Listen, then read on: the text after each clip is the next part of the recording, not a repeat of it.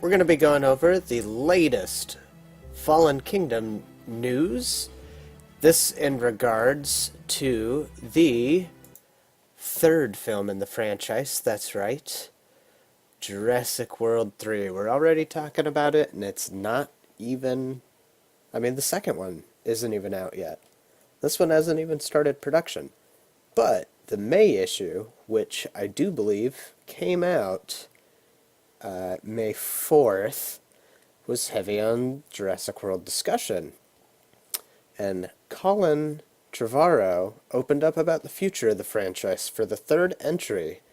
And while we haven't seen the second entry just yet, this does seem to confirm the death of the Indoraptor, which, I guess spoiler alert, but none of us have seen it, but it is an assumption. And it's an easy assumption to make. Why? Well, here we go. Colin is quoted as saying, "I'm looking forward to, in the third film, getting a little back into the paleontological, wild animal, true nature of dinosaurs and stuff. If I could contextualize each film, I would say Jurassic World was an action-adventure, Fallen Kingdom is kind of horror suspense, and Jurassic World 3 will be a science thriller in the same way Jurassic Park was." This, in my opinion, doesn't completely disprove the possibility of a hybrid, but it does sound quite likely. So, what is Colin getting at here? Because, in my opinion, this isn't as straightforward as everybody's making it out to be. Now, I did see, but I didn't see an exact quote, that Colin did confirm that the Indoraptor was the last hybrid in the franchise. That being said, I have to stop you there, Colin, because you're kind of forgetting that all dinosaurs in Jurassic Park and Jurassic World are kind of hybrids. And I get it. Mr. DNA pointed this out, but I think I get what he was saying, but do remember that all species in the Jurassic Park franchise have had their DNA gaps filled with frog DNA, and perhaps this doesn't make them real or true hybrids in the sense we've come to know in Jurassic World. The fact is, this creature is, none of them are 100% dinosaur out of the gate. Henry Wu, even very intentionally, was given a scene in Jurassic World explaining that most of these creatures don't even look like their actual real-life counterparts would have. They are idealized creatures playing on what they feel their paying customers would want to see. So,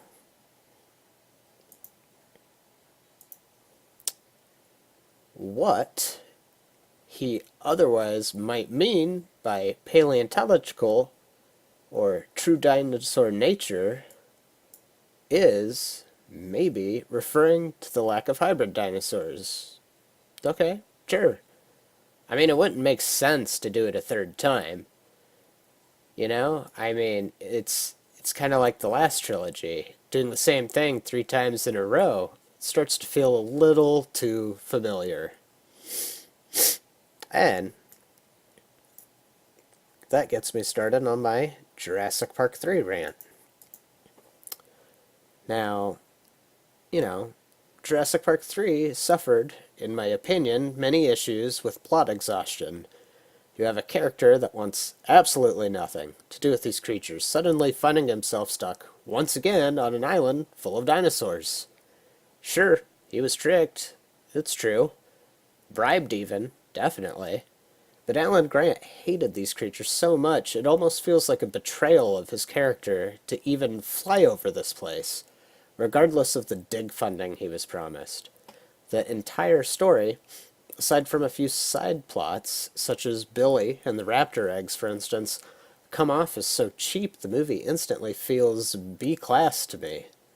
The acting does nothing to resolve this, as Sam Neill is about the only bright spot on the entire cast's roster. Laura Dern does a fine job reprising her role as Ellie, but her parts are so tame and so minor in terms to screen time, it's not like it would take a huge effort to make much of it. But hey, I digress. Jurassic Park 3 is my least favorite film in the franchise. It's a fun movie to watch once in a while, but compared to more or less any other entry in the series, it feels weak. And the toy line, by the way, did not do it any favors, even if the animatronic Spinosaurus was kind of sweet. So, now, what else might he have meant? Perhaps by true nature, wild nature of it all, he meant that he really wanted to get back into the survival instinct, or to demonstrate the raw power of these ancient creatures. A lot of this was demonstrated in the first two films. Remember Rexy flipping the car when the kids were in it? Or how about the Lost World Jurassic Park when they really started to talk more about the behavior of these creatures? We were told about game trails, about how the Rex pair were protecting their territory, or that's even after they recovered their infant. Perhaps in this entry we'll get a deeper understanding into the very nature, much like the Lost World attempted to do. Colin did say later in the same quote that it would be a science thriller much like the original Jurassic Park. But the thing is, science has come a long way in 25 years. And while a deeper understanding into these creatures, which, would be nice, it could really, help you more easily sympathize with them too. There's another possibility as well that I would like to go over. Now, remember our friends, the DPG, or Dinosaur Protection Group? You know, that website that made it known that Henry Wu was for a long time trying to recreate feathers on his creations? Perhaps in terms of the third movie, this might mean that we finally see new specimens of even Jurassic Park mainstays, like the Velociraptor, finally getting the plumage that they've been missing this whole time. What if after the death of the Indoraptor, Wu finally realizes that these creatures aren't able to be controlled, and they're not viable as an extension of a military force? What if he finally, with all the modifying of these genes that he's done, gets it right and creates a new batch of various theropods that are, accurate? This assumes, of course, Wu isn't either killed or thrown into prison for crimes against nature, mind you, but it'd be an interesting way for the franchise to move forward in a more accurate model of the creatures it has featured for several decades now. Alternatively, another option would be, as a second trilogy, Jurassic World has been leading towards the weaponization of dinosaurs. It was strongly hinted at in the first film, and seems to continue the trend in Fallen Kingdom. Without having seen it yet, obviously, we can potentially claim that they do actually find that hybrids, despite their potential applications, are just too damn hard to control. They're more intelligent and seem to be stronger than their naturally bred brethren, but, too strong, maybe. That could be problematic. And who's to say that, even if they imprint on something, look at the Indominus Rex. It killed its sibling, its own flesh and blood. So perhaps they go back to what Owen was seemingly working on all along.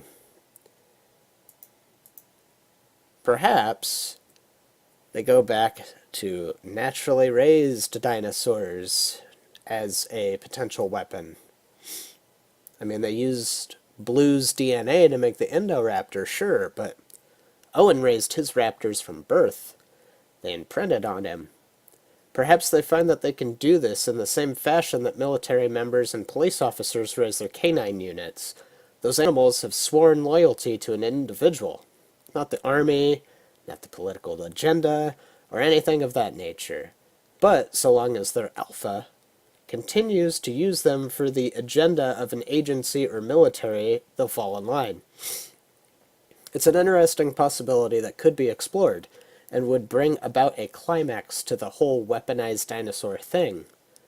But there are also some other, maybe slightly less likely possibilities that I see. Now, what about the other potential outcome being where we see both man and dinosaur fighting briefly to settle who is on top of the new established food chain, with them included. Perhaps we are left with a world where man and dinosaur must learn to coexist. I do find this somewhat unlikely. Even John Hammond thought it was best that these creatures were left to their own devices in isolation. Colin did say science thriller, and this would start to teeter on the science fiction, futuristic sort of thing, I feel like. You know, like, hey, we're suddenly riding dinosaurs with laser rifles attached to their shoulders.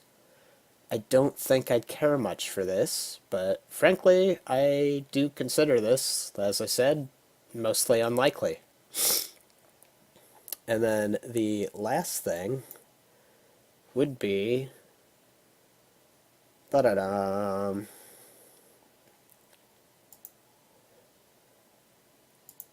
Well, actually, let's stick with this. The last thing I can see happening is Colin taking inspiration straight from Michael Crichton's novel and making the final chapter about the second extinction of the dinosaurs. I mean, look at Fallen Kingdom, right? You got a volcano that's going to wipe out a ton of different species. And remember, in the book series, all the dinosaurs were eventually infected with the DX disease. The disease stemmed from prions, which are even simpler in form than viruses. They must be passively transmitted via bite or wound or digestion.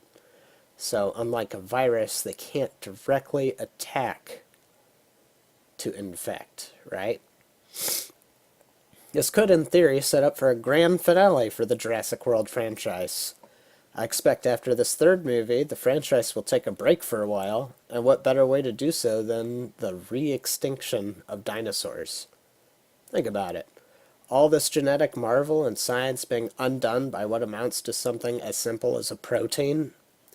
Dr. Wu would be devastated, and by this point, probably standing trial, or even finally killed by a sickly velociraptor.